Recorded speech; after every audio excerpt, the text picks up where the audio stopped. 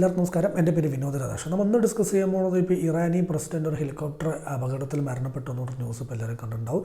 India അതിനെ തുടർന്ന് നമ്മളിപ്പോൾ ഇന്ന് ദുഃഖാചരണം നടത്തിക്കൊണ്ടിരിക്കുക. ദുഃഖാചരണം പറഞ്ഞാൽ വലിയ രീതിക്കുള്ളതൊന്നുമല്ല. നമ്മൾ ഇന്ത്യൻ ഫ്ലാഗ് എവിടെയൊക്കെ നമ്മുടെ ഇന്ത്യൻ ഫ്ലാഗ് ഒഫീഷ്യലായിട്ട് ഹോസ്റ്റ് ചെയ്തിട്ടുണ്ടോ അവിടെയൊക്കെ ഒരു അടി താഴ്ത്തി കിട്ടുന്ന രീതിക്കുള്ളൊരു പ്രധാനമന്ത്രി ഒരു ആഹ്വാനം ചെയ്തിട്ടുണ്ട്. അതായത് നമ്മൾ അവരെ അത്രയും റെസ്പെക്റ്റ് ചെയ്തു ഇല്ലെങ്കിൽ നമ്മൾ അവരെ സപ്പോർട്ട് ചെയ്യുന്നു, ഇല്ലെങ്കിൽ ആ ദുഃഖത്തിൽ പങ്കുചേരുന്നു എന്നുള്ള രീതിക്ക് നമ്മൾ ഇന്ത്യയുടെ ഭാഗത്ത് സപ്പോർട്ട് ചെയ്യുന്നുണ്ട്. അപ്പോൾ എല്ലാവർക്കും ഒരു വലിയൊരു ക്യൂരിയോസിറ്റി ഉണ്ടാവും. അപ്പോൾ ഇത്രയും വലിയ പ്രസിഡന്റ് ട്രാവൽ ചെയ്യുന്ന ഒരു ഹെലികോപ്റ്റർ എങ്ങനെ ക്രാഷായി. അതിൻ്റെ കൂടെ മൊത്തം 3 ഹെലികോപ്റ്റർ ഉണ്ടായിരുന്നു. ഇവരിനെ കൂട്ടിയിട്ട് 2 ഹെലികോപ്റ്റർ കറക്റ്റായിട്ട് വന്ന് സേഫായിട്ട് ലാൻഡും ചെയ്തിട്ടുണ്ടായിരുന്നു. ഒരു ഹെലികോപ്റ്റർ മാത്രം, അതും പ്രസിഡന്റ് ട്രാവൽ ചെയ്ത ഹെലികോപ്റ്റർ മാത്രം എങ്ങനെ ക്രാഷിൽ പെട്ടു എന്നുകൊണ്ട് ഒരുപാട് ക്വസ്റ്റ്യൻസ് ഉണ്ട്. അതിൻ്റെ ബാക്കിൽ അമേരിക്കയാണോ ഇല്ലെങ്കിൽ ഇസ്രയേലാണോ എന്നുള്ളതൊക്കെ ചോദ്യങ്ങൾ ഒരുപാട് വന്നുകൊണ്ടിരുന്നു. പക്ഷേ എന്നാലും അതിനൊന്നും ഉത്തരങ്ങളൊന്നും എത്തിയിട്ടില്ല. എന്താ പറയുക, അമേരിക്ക ഇതിന് ആക്സിഡൻറ്റിന് ശേഷം തന്നെ അമേരിക്ക വന്ന് പറഞ്ഞിരുന്നു ഞങ്ങൾക്ക് ഇതിന് വലിയ രീതിക്ക് പങ്കോ കാര്യങ്ങളൊന്നും ഇല്ല എന്ന് പറയും. ഇസ്രയേലും അതേപോലെ തന്നെ ഞങ്ങൾക്ക് അവരോട് വൈരാഗ്യമുണ്ട്, ഞങ്ങളത് റിവെഞ്ച്, പക്ഷേ ഇതിൻ്റെ പിന്നിൽ ഞങ്ങളല്ല എന്നുള്ള രീതിക്കും ഇസ്രയേലിൻ്റെ ഭാഗത്ത് നിന്ന് വന്നിട്ടുണ്ട്. അപ്പോൾ എന്താ സംഭവിച്ചു വെച്ചുകൊണ്ട് ഈ ഇറാൻ പ്രസിഡന്റ് എബ്രാഹിം റൈസി എന്ന് പറയുന്ന വ്യക്തി അവിടുത്തെ ഫിനാൻഷ്യൽ മിനിസ്റ്ററും കൂടിയിട്ട്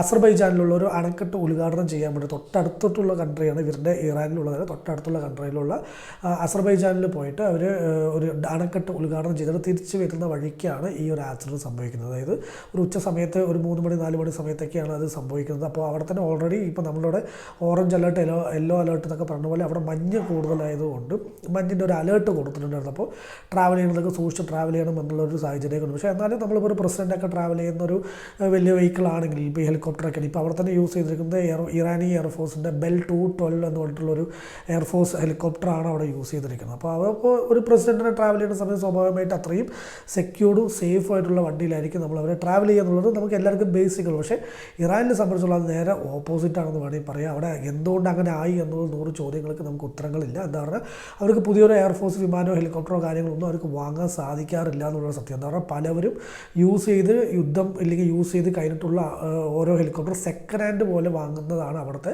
ഈ ഫ്ലൈറ്റ് ആയാലും ശരി ഹെലികോപ്റ്റർ ആയാലും ശരി എല്ലാം തന്നെ. ഇപ്പം തന്നെ പ്രസിഡന്റ് ട്രാവൽ ചെയ്തിട്ടുള്ള ഹെലികോപ്റ്റർ 40 വർഷം പഴക്കമുള്ള ഒരു ഹെലികോപ്റ്ററാണ് എന്നുള്ളതാണ് നമുക്ക് അറിയാൻ സാധിച്ചത്. അത് അമേരിക്ക കൊടുത്തിട്ടുള്ളതാണ്. ഇറാഖ്, അഫ്ഗാനിസ്ഥാൻ, താലിബാൻ എല്ലാവരും യൂസ് ചെയ്ത് കഴിഞ്ഞിട്ടാണ് ഇറാനിലേക്ക് എത്തുന്നത്. പൈസ ഇല്ലാത്തത് കൊണ്ടാണോ വാങ്ങാത്തത്, ഇനി അതിന് വേറെ വല്ല ലീഗൽ ഇഷ്യൂസ് ഉണ്ടോ എന്നുള്ളത് നമുക്ക് വ്യക്തപരമായിട്ട് കാര്യങ്ങൾ അറിയില്ല. അപ്പോൾ 40 വർഷം പഴക്കമുള്ള ഒരു ഹെലികോപ്റ്ററിലാണ് പ്രസിഡന്റും അവിടുത്തെ ഫോറിൻ മിനിസ്റ്ററും ട്രാവൽ ചെയ്ത് നമുക്ക് മനസ്സിലാക്കാൻ പറ്റിയത്.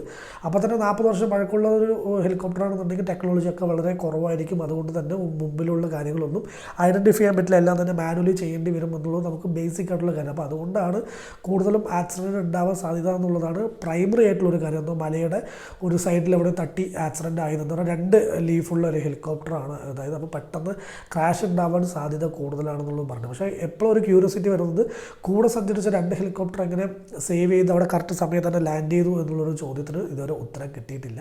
അപ്പോൾ എല്ലാവർക്കും ഇപ്പോൾ ഇസ്രായേലിൻ്റെ മേലെ എന്താ പറയുക, ഇസ്രായേലിൽ ഇപ്പോൾ മൊസാദ് എന്ന് പറഞ്ഞൊരു ഭീകര സംഘടന മെയിനായിട്ട് ഒരാളുടെയും അറിയാതെ തന്നെ, അതായത് അവരാണ് ചെയ്തതെന്ന് അറിയിക്കാതെ തന്നെ പല ക്രൈം ഇല്ലെങ്കിൽ മർഡറൊക്കെ ചെയ്തിട്ട് എസ്കേപ്പ് ചെയ്ത് വരാൻ പറ്റുന്ന കപ്പാസിറ്റി ഉള്ള ആൾക്കാരാണ് ഈ മൊസാദ് എന്ന് പറയുന്നത്.